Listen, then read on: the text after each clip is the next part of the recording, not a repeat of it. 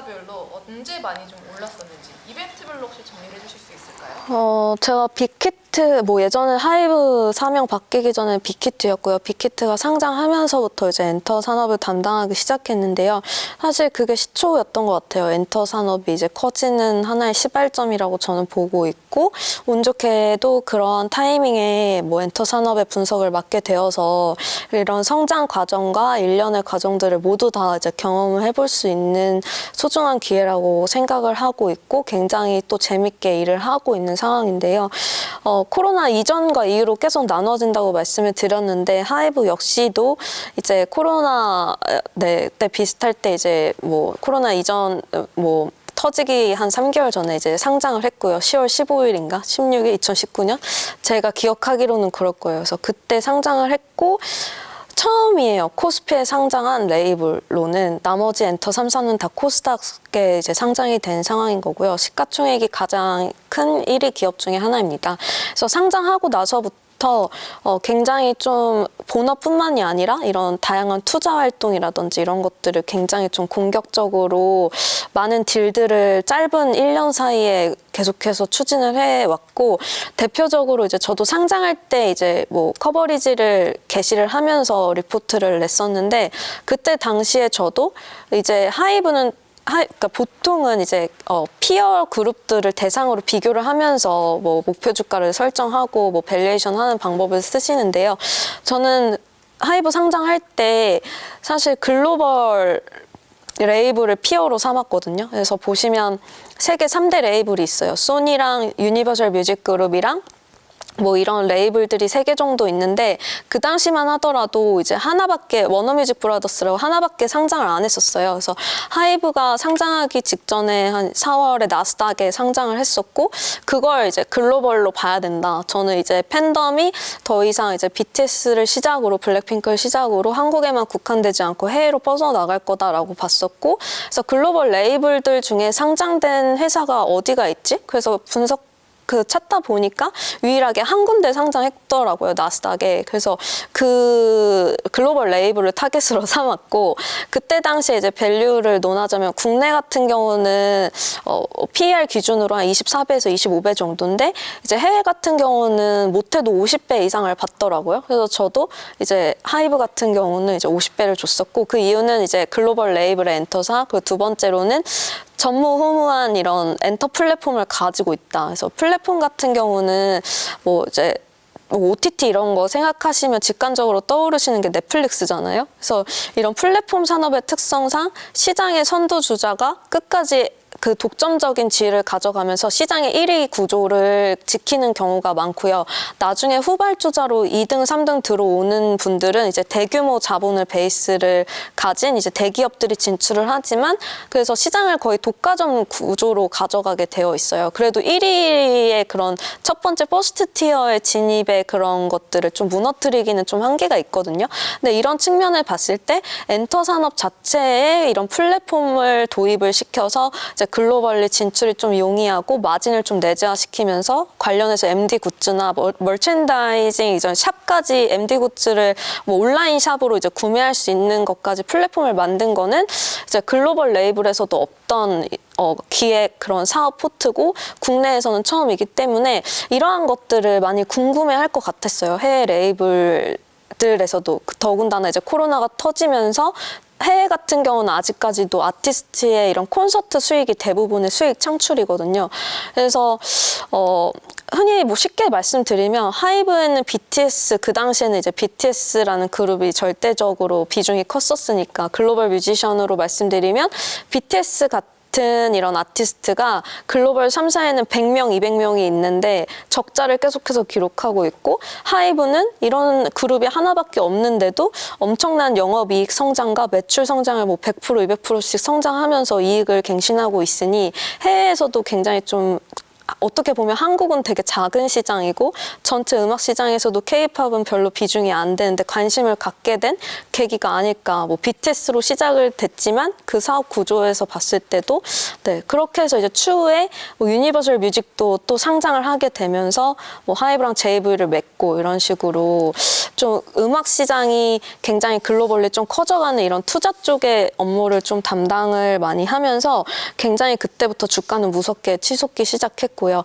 그리고 더불어서 좀 기억에 남는 이벤트는 미국의 레이블을 인수를 했죠. 이타카 홀딩스라는. 네, 그래서 소위 다이카 골리앗 싸움에서 네, 그동안 누구나 다 약소국이고 질 것 같고 뭐 솔직히 메인을 저희가 주체가 뒤바뀌어서 인수한 케이스다 보니까 굉장히 엔터 산업에 있어서는 좀 전무후무한 일인 거죠. 그렇게 되면서 미국 시장으로의 진출이 더 원활하게 이루어졌고요. 네, 그래서 이제 그런 이벤트들을 하나씩 다 말씀을 디테일하게 레이블로 드리기엔 어렵지만 대충 큰 굵직한 이벤트는 이 정도로 말씀을 드릴 수 있을 것 같아요. 코로나 이전과 이후가 굉장히 다르다고 말씀을 해주셨는데 그 국내 또는 해외 공연들의 매진 사례들이 나타나고 있나요?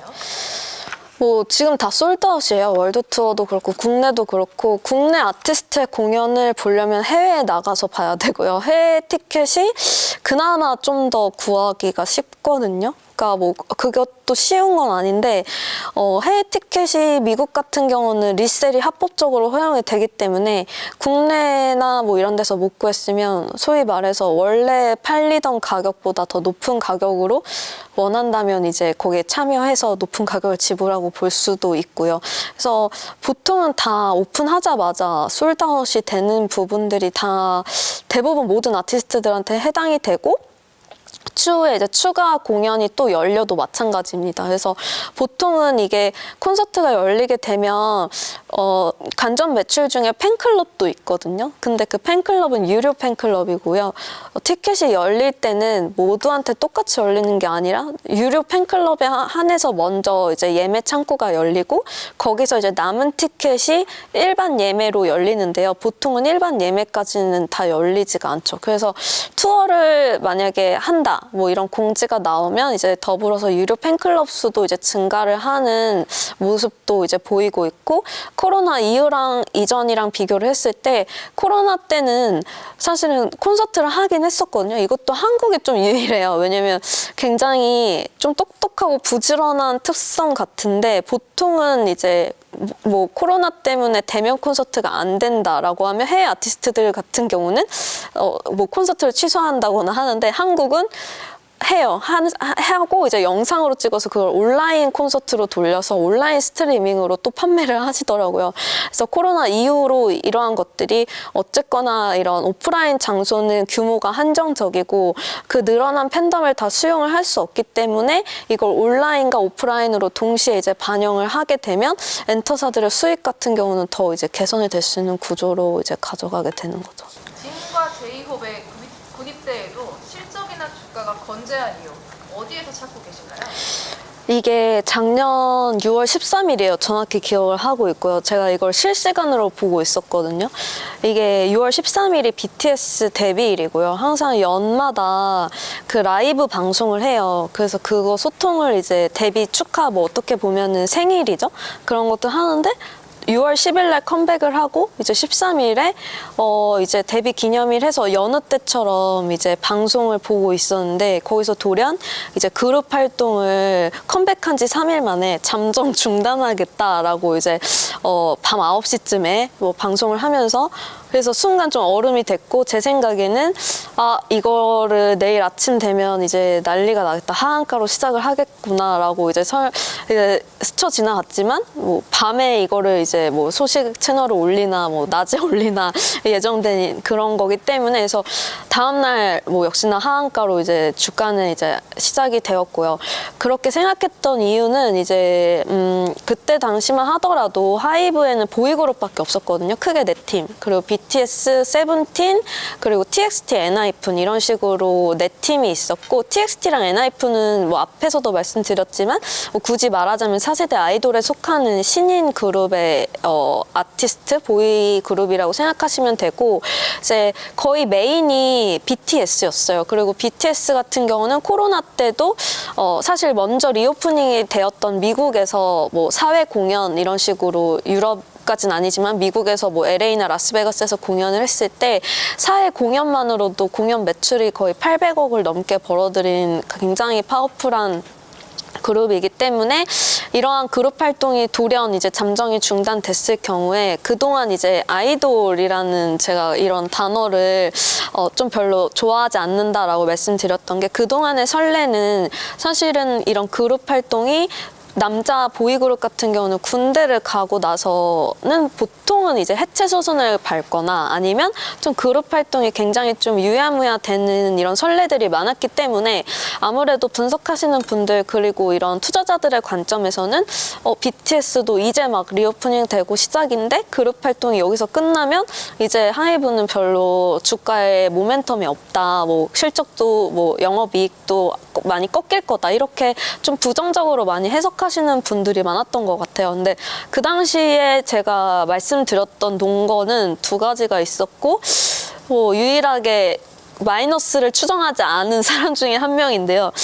일단은 이게 이런 기관 투자자들의 입장도 저는 이해가 되고 그리고 뭐 개인적으로 이런 아티스트의 팬덤 뭐 이런 문화를 직접 경험하는 사람으로서의 관점이 좀 달랐어요. 왜냐하면 기존의 이런 선례들을 따라가지 않을 거다. 첫 번째예요. BTS는 그룹으로 가고 해체라는 말을 정확히 쓰지 않았고 솔로 활동을 한다고도 이제 회사 측에서도 그렇고 공식적인 발표가 나왔음에도 불구하고 그런 안 좋은 부정적인 센티가 주가를 많이 이제 많이 무너뜨리는 역할을 했었는데요. 그 팬덤이 유일하게 이전과는 좀 다른 사례로 유지되는 걸 보일 거다. 소위 말해서 그룹으로 활동하든 솔로로 활동하든 그룹의 팬덤이 솔로로도 그대로 이전이 될 거다. 그렇게 되면 외형은 더 늘어날 수 있다. 쉽게 말해서 BTS 그룹이 총 7명이거든요. 그럼 팬의 입장에서는 똑같이 다 좋아하는데 그룹으로 활동할 때는 앨범 한 번만 사면 되는데 솔로로 돌아가면서 나오면 7번을 사야 돼요. 그러면 돈이 7배로 더 들거든요. 그리고 앨범을 사면서 관련된 프로모션이나 MD 굿즈나 컨텐츠 이런 것들을 소비할 게 더 많아지는 거죠. 그렇게 되면 이러한 것들이 또 그 하이브의 이런 실적으로 또 연결이 되기 때문에 오히려 외형은 더 늘어날 수 있다. 근데 한 가지 좀 아쉬운 거는 그룹으로서의 완전체 콘서트를 못 보는 거. 근데 아까 말씀드렸지만 리오프닝 이후에 가장 엔터사들의 모멘텀이 되는 거는 콘서트거든요. 근데 이 콘서트를 그룹으로 못 보면 여기서의 빠지는 이익은 좀 우려될 수 있겠지만 이거를 메이크업 할 수 있는 게 두 번째 근거가 이제 BTS 이외의 아티스트들이 높게 빠르게 성장하고 있고 그리고 걸그룹도 두 팀이나 나온다라는 게 그 당시의 의견이었어요. 그래서 봤을 때 이제 세븐틴이라는 그룹이 얼마 전에 컴백했을 때 이제 BTS 완전체로 활동했을 때 그룹의 앨범 판매량 320만 장을 훨씬 넘겼거든요. 이번에 455만 장 정도를 판매를 하면서 거의 BTS 그룹 활동의 전성기를 뛰어넘은 이의 아티스트가 또 나왔고 그리고 뉴진스라든지 르세라핌이라든지 기존에 없었던 이런 걸그룹들을 최근에 작년 하반기부터 시작되는 걸그룹 대전에서 또 완전히 이제 승기를 보이면서 다 걸그룹, 보이그룹 할 거 없이 밀리언셀러 이상을 보유한 아티스트 포트를 좀 다각화를 갖춘 이런 뭐 행보를 보이면서 이제 BTS 그룹 활동 없이도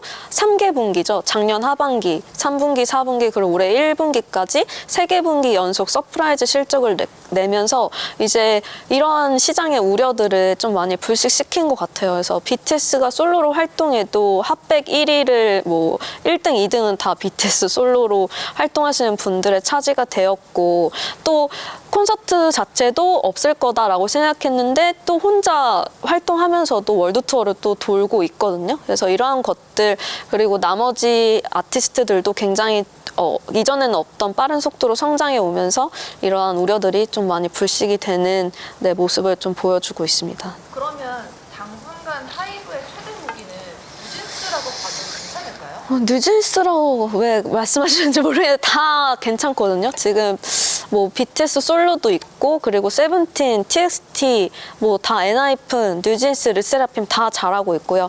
르세라핌 같은 경우도 거의 다 2배씩 뛰었어요.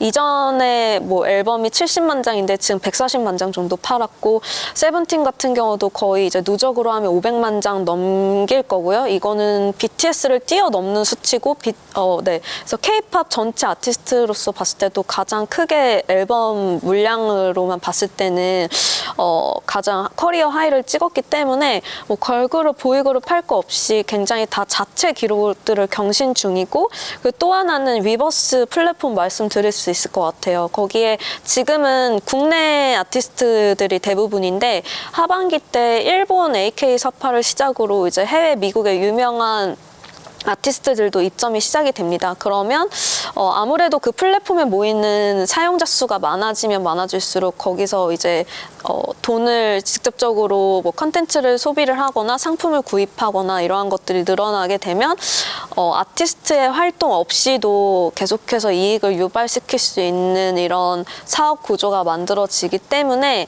뭐 잘하고 있는 본업인 아티스트, 그리고 신인 걸그룹들, 보이그룹도 데뷔, 그리고 이런 플랫폼 쪽의 비즈니스 다각화, 뭐 이런 것들을 모멘텀으로 봐주시면 좋을 것 같습니다. 그러면 이번에는 경영권 이슈 때문에 뜨거웠던 SM을 한번 넘어가 보도록 하겠습니다. SM의 최대 무기는 누구라고 볼 수 있을까요?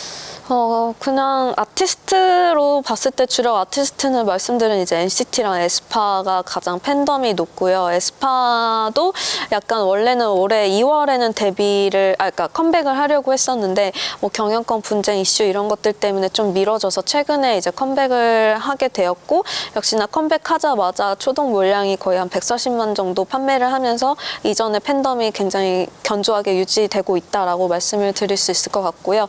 NCT도 이제 보이 그룹 중에서는 앨범 판매량 기준으로 하면 거의 트리플 밀리언 300만 장 이상 판매하는 메인 보이 그룹 중에 하나입니다. 그래서 당분간 뭐 신인 아티스트가 데뷔할 가능성이 뭐 다른 엔터사들보다는 좀 낮은 상황이라서 주력 아티스트들의 활동이 메인 이런 모멘텀으로 작용할 수 있을 것이라고 보고 있습니다. 그러면은 SM의 강점과 약점은 뭐라고 보세요? SM은 근데 사실 이번 분기 실적 봤을 때 못하지도 않고 잘하지도 않았고 그냥 평균 수준이었고요. 나머지 엔터 3사들이 너무 서프라이즈를 내면서 주가를 많이 또 움직이고, 근데 SM도 주가 측면에서 봤을 때는 굉장히 또 많이 오른 상태예요. 그래서 강점이라고 보면 사실은 걸그룹, 보이그룹들의 아티스트 IP 포트가 다양하다. 그리고 약점은 아무래도 이제 새로 주인이 바뀌었잖아요. 카카오 엔터로 이제 속하게 되면서 관련된 이런 뭐 이슈나 뭐 프로듀싱이나 뭐 아니면 제도라든지 이런 것들이 좀 변화가 있을 수가 있겠고, 관련해서 좀 적응하고 새로운 체계를 갖추는 데는 시간이 좀 필요하다라고 봐서 뭐 너무 이른 시간 내에 뭐 이런 것들의 정상화가 이루어질 거라고 저는 보고 있지 않아요. 그래서 늦어도 빨라야 이번 하반기에 좀 안정화되지 않을까라고 보고 있는데 네, 하반기부터 시작해서 내년으로 갈수록 더 좋아진다라고 저는 보고 있고요. 강점은 뭐 아직 저도 확인을 못했지만 일단 뭐 카카오 엔터 그리고 카카오 쪽으로 이제 편입이 되면서 이런 대표적인 플랫폼 업체잖아요. 그래서 이러한 인프라를 좀 활용할 수 있는, 그리고 인프라 플랫폼 테크적인 기반의 기술이랑 엔터의 IP를 어떻게 접목시키느냐, 그리고 이러한 것들을 사업상으로 어떻게 잘 구상화시키느냐에 따라서 굉장히 이러한 것들이 큰 나중에는 주가나 실적 측면에 기여할 수 있는 모멘텀이 될 수 있을 거라고 생각을 하는데, 뭐 아직까지 구체적으로 어떻게 진행을 하겠다 이러한 답변을 공식적인 자리에서는 뭐 아직까지는 구체적으로 나온 가이던스는 없기 때문에 네, 제가 생각하는 강점은 이러한 쪽의 측면인 것 같습니다. YG 엔터의 최대 무기는 그러면 블랙핑크일까요? 근데 왜 자꾸 무기라고 하세요? 사람인데. 그래서 네, 뭐 주력 아티스트는 지금 가장 단일로 코로나 이후에 월드 투어를 최대 규모로 활동하고 있는 뮤지션은 블랙핑크가 맞고요. 블랙핑크 같은 경우는 이미 유튜브 구독자 수도 그렇고 뭐 글로벌 팬덤을 봤을 때 BTS 수치를 다 넘어선 상태이고요.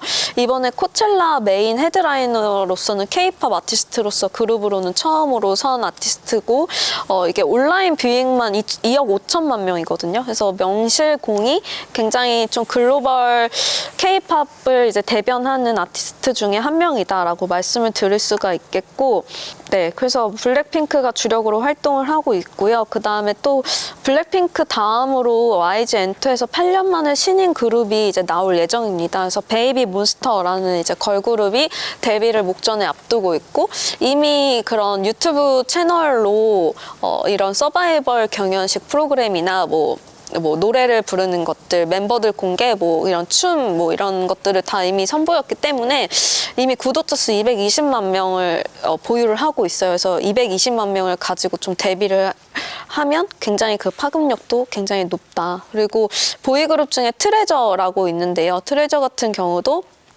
이제 뭐 말씀드린 4세대 아이돌 중에 하나고 굉장히 일본을 중심으로 빠르게 해외 팬덤들이 늘어나고 있는 상황입니다. 네, 올해 YG 엔터테인먼트 주가에 가장 큰 영향을 주는 이슈로 이제 8월에 예정되어 있는 블랙리스트 재계약이 될 것이라는 전망이 많습니다.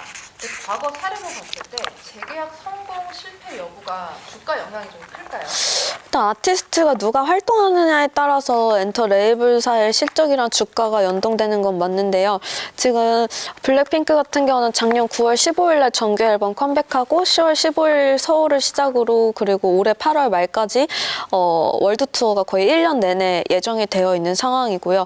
블랙핑크 같은 경우는 데뷔가 8월이거든요. 근데 이미 추가 공연 앵콜로 잡힌 스케줄이 8월 말까지 예정이 되어 있기 때문에 뭐 당연히 재계약이 된 상황이니까 이런 월드 투어 스케줄이 추가로 계속해서 앵콜 공연이 잡힌 거지 않나라고 보고 있고, 그리고 뭐 제가 리포트나 이런 공식적인 거에는 싫진 않았지만 이런 콘서트를 하는 중간에 멤버 중에 한 분이 이제 블랙핑크가 블랙핑크는 계속해서 이제 하나의 그룹으로 활동을 할 거다라는 이런 또 언급도 전해진 바가 있어서 이러한 리스크는 해소되었다라고 봐주시는 게 맞을 것 같습니다. 이번엔 JYP 한번 이야기를 해볼게요. JYP 아티스트들의 글로벌 인기로 JYP 엔터의 매출이 급증했습니다. 증권사들은 목표가를 상향하기도 했는데요. 이런 인기 중장기적으로도 이어질 수 있을까요? JYP는 이번 실적이 잘 나온 거는 사실 변한 건 없어요. 아티스트가 뭐 새로 누군가 뭐 신인으로 데뷔를 했던지 아니면 뭐 자체적으로 새로운 건 없고, 그냥 매출 사업 부분별로 봤을 때 엔터 본업을 원래도 그냥 잘 하고 있던 것들을 하면서 좀 더 다변화를 줬던 거는 이런 MD 굿즈나 이런 기타 부분의 매출액이 급증해서 외형이 더블업 되었던 거고요. MD 굿즈나 이런 기타 아티스트 IP를 활용해서 컨텐츠, 그러니까 간접 매출 쪽이 결국에는 실적을 좀 견인하는 주요 역할로 자리를 잡을 거다 앞서서 계속해서 이제 말씀을 드리고 있는데요. 이런 거에 좀 어느 정도 성공했고 안착을 보이고 있다. 그리고 기존에 가지고 있던 IP를 굉장히 잘 활용하는 사례로 이제 등극이 되면서 이제 주가 같은 경우도 그렇고 실적도 굉장히 또 호실적을 보이고 있는데요. 그 자사몰을 설립했어요. JYP360이라고 자체 이제 MD 굿즈를 파는 자사몰 설립하고, 그리고 아티스트 IP를 활용한 이런 컨텐츠 라이선스에 대한 이런 매출액이 잡히면서 기존에 좀 아쉬웠던 부분들을 많이 보완하면서 매출이나 이런 이익단이 거의 더블업 되는 모습을 보이고 있습니다. 그래서 어느 정도 이제 엔터사마다 다 있거든요. 메가 IP는 뭐 JYP도 있고 하이브도 있고 SM도 있고 다 골고루 있잖아요. YG도 있고. 그래서 이런 훌륭한 IP들을 아까 앞서서 뭐가 이제 키가 되냐, 뭐 잘 나가는 엔터사들의 공통점은 뭐가 있냐라고 여쭤보셨는데 메인은 그건 같아요. 다 이제 주력 아티스트들은 있는데 이런 주력 아티스트들의 IP를 가지고 이외에 뭐 노래 앨범이나 콘서트는 다 비슷하니까 아티스트 IP를 가지고 얼마나 다른 곳에서 이익 창출을 할 수 있는 이런 사업 구조의 인프라나 제반을 잘 마련을 해 있느냐, 그게 영업이익과 그다음에 이런 것들 좀 가르는 하나의 수순이 될 것 같고요. 그런 측면에서 봤을 때는 후발주자긴 하지만 굉장히 좀 숫자적으로 이제 입증하면서 빠르게 주가나 시가총액은 올라가고 있는 모습을 보이고 있다라고 말씀을 드리고 있습니다. 근데 이런 의견도 있습니다. 트와이스 이후에 인기를 이끌어갈 아티스트가 안 보이는데 혹시 놓치는 부분이 있지 않느냐라는 의견도 있거든요. 이것도 정성적인 부분인 것 같은데, 약간 신인들의 데뷔의 파급력이 뭐 어떻게 보면 앨범 판매량이라든지 뭐 이런 뭐 빠르게 이제 올라오는 뭐 비교가 될 수밖에 없는 시장이잖아요. 이런 걸로 봤을 때는 다소 좀 파급력이 약한 부분이 없지 않아 있지만 지속해서 뭐 주력 아티스트들의 이제 팬덤이 더 확장이 돼가고 있는 스트레이키즈를 시작으로 하반기에도 이제 미국에서 데뷔하는 걸그룹, 그리고 일본의 이제 걸그룹 니쥬를 흥행을 시켰는데 니쥬의 보이그룹 버전, 그리고 중국의 프로젝트 C 해서 이제 나올 팀들이 앞으로는 3팀 이상씩 더 보유를 하고 있기 때문에 이러한 것들을 좀 더 지켜보면서 판단해도 늦지 않다. 그리고 뭐 아티스트의 흥행 여부는 사실은 굉장히 정성적인 부분이기 때문에 제가 뭐 잘한다 못한다를 논하는 거는 네, 제 영역은 아닌 것 같고요. 그래서 트와이스도 굉장히 오래 장수하는 걸그룹 중에 하나이고 굉장히 이번에도 뭐 K-팝 여성 아티스트로서는 스테디움 공연도 하고 아직까지 글로벌리 굉장히 인기가 높은 그룹 중에 하나이면 틀림없습니다. 그래서 이후에도 뭐 이런 명성을 이어갈 수 있는 그룹들이 나올 뭐 가능성은 충분히 높다라고 저는 보고 있어요. 사사 외에 주목하고 계시는 엔터상들은 어떤 것들이 있나요? 일단은 많진 않지만 뭐 큐브 엔터 같은 경우도 아이들이라는 여자 그룹 걸그룹들이 굉장히 잘 해주고 있고 일단 초동 물량 같은 경우도 이번에는 거의 뭐 60에서 70만 장이었다면 전작이 이번에는 밀리언셀러를 이제 기록을 하면서 되게 빠르게 이제 급성장하고 있는 모습을 보이고 있고요. 그리고 보이그룹 중에 하나인데 비상장사인데요. 이제 에이티즈라는 보이그룹이 굉장히 코로나 시기 리오프닝이 완연히 열리지 않았을 때에도 이런 대형 엔터사들 제외한 이런 소속사에서도 굉장히 월드투어를 좀 활발히 하는 모습을 보이고 있어서 뭐 이 정도 말씀을 드리고 있고, 그리고 아이브가 소속되어 있는 스타쉽 엔터도 눈여겨보시면 좋을 것 같습니다. 역시 비상장이고 이제 카카오 엔터가 스타쉽 지분을 한 80% 정도 들고 있는 걸로 알고 있어요. 네. 엔터수를 투자할 때 유의할 점이 있다면 뭘까요? 지금이 너무 고점은 아닌가요? 늘 다 고점이라고 하시던데요. 고점이 아닌 적은 있었나요? 그래서 너무 공격적으로 말하나? 그래서 뭐 오르면 너무 올랐다, 지금 들어가기 겁난다, 뭐 이렇지만 항상 이제 호실적, 그리고 주가를 항상 52주 신고가 갱신하는 모습들로 이제 보이고 있고요. 앞으로 저는 이게 시작이라고 보고 있거든요. 리오프닝이 제대로 오픈된 게 작년 3분기부터고 사실 해외 투어를 3, 4분기 이제 돌면서 아무래도 이제 정산을 받고 실적으로 이어지는 것들은 한두 분기 정도는 뭐 이제 딜레이가 될 수 있어요. 정산받는 시점에 따라서.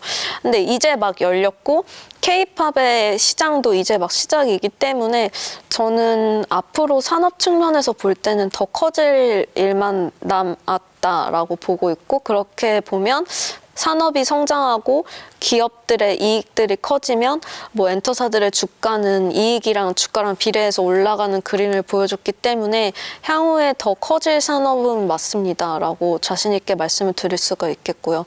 주가 측면에서도 저는 항상 실적은 보수적으로 추정하되 목표 주가는 굉장히 높거든요. 이런 동종업계 엔터 애널리스트 분들에 비해서 그랬던 것 같아요. 근데 냉정하게 이제 숫자는 보되 그래도 주가에 이제 밸류를 주는 거는 그만큼 산업의 성장성이 유효하고, 이게 뜬구름 잡는 성장주는 실적이 뒷받침이 안 되는 경우가 많거든요. 보통 외형만 굉장히 부풀어 성장하고 이익은 못 내는 경우가 많은데 엔터 산업 같은 경우는 매출의 외형 성장 대비 이익의 성장이 더 두드러지는 산업이기 때문에 외형도 커지고 이익도 동시에 커지는 유일한 산업이라고 보고 있어서 네, 주가는 저는 지금도 아직은 네, 더 올라갈 수 있는 룸이 남았고 이 엔터 산업이 더 커져서 주도 섹터로 자리 잡았으면 좋겠어요.